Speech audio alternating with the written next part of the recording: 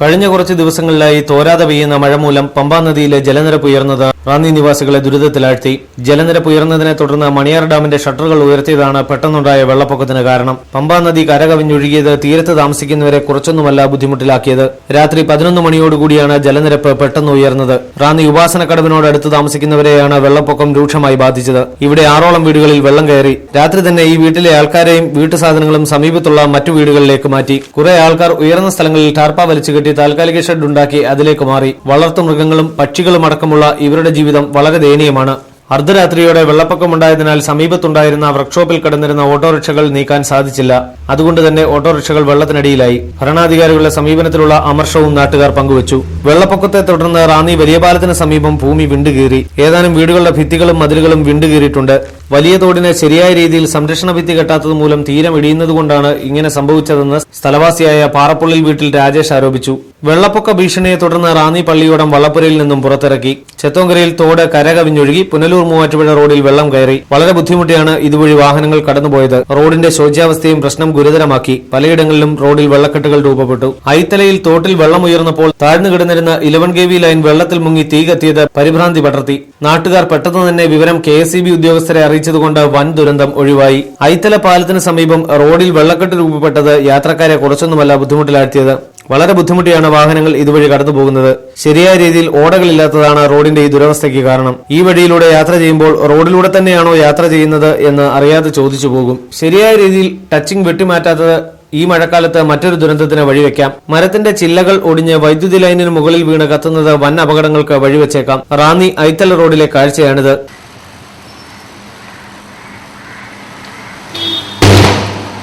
വെള്ളപ്പൊക്കത്തിൽ വ്യാപകമായ കൃഷിനാശവും ഉണ്ടായിട്ടുണ്ട്. വിവിധ വകുപ്പുകളെ ഏകോപിപ്പിച്ചുകൊണ്ട് മഴക്കാലക്കെടുതിയെ നേരിടാൻ ഭരണാധികാരികൾ മുൻകൈയെടുത്തേ മതിയാകൂ.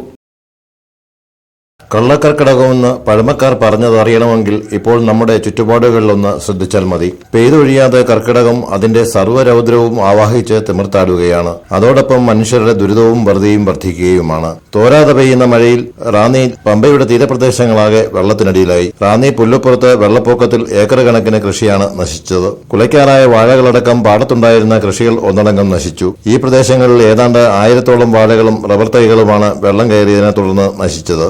ഇതുകൂടാതെ ചേന, ചേമ്പ്, കാച്ചിൽ തുടങ്ങിയ കാർഷിക വിളകളും നശിച്ചു.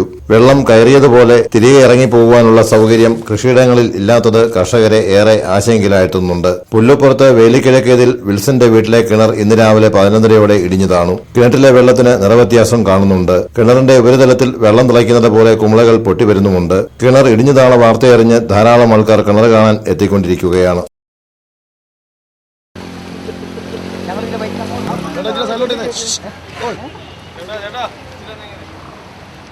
ഞങ്ങൾ നടന്നു പോയാലും കിട്ടും. നടന്നാണ് അപ്പുറം വരെ പോയി കഴിഞ്ഞാൽ നിങ്ങൾ പിടിക്കോ ജോലി പോന്നേ.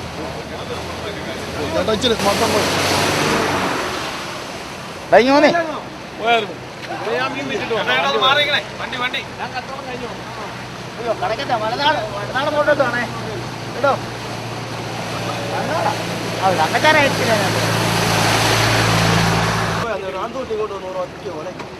നമുക്ക് അല്ല ഇവിടെ എത്ര ആണെന്ന് നോക്കാം. നമുക്ക്